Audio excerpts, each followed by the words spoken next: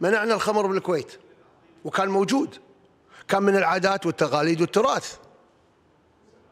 هل اجدادنا وابائنا كانوا فاسدين لما كان في خمر في الكويت ولما كان في حفلات بالكويت؟ اذا تبغوا تتكلموا عن تراث، هذا تراثنا. يقول اصلا هو حرام، شو يصير من عادات الكويت؟ والكويت اصلا مجتمع مسلم.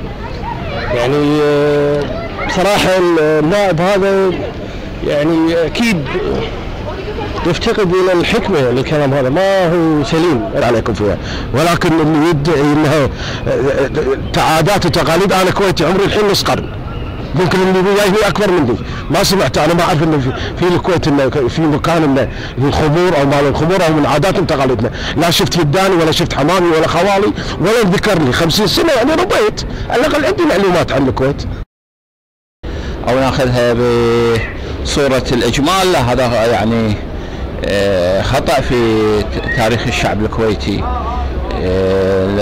الشعب الكويتي أهل نخوة وشهامة وأهل غوص وأهل سفر وأهل يعني تضحية.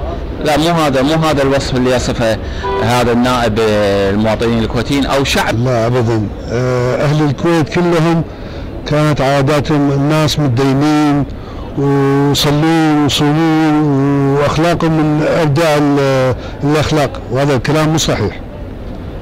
لا والله، لا من عاداتنا ولا هي من تقاليدنا يعني ولا هي عندنا من اساسها، عرفت؟ بس يعني الكلام هذا اصلا ما في شيء من الصحه.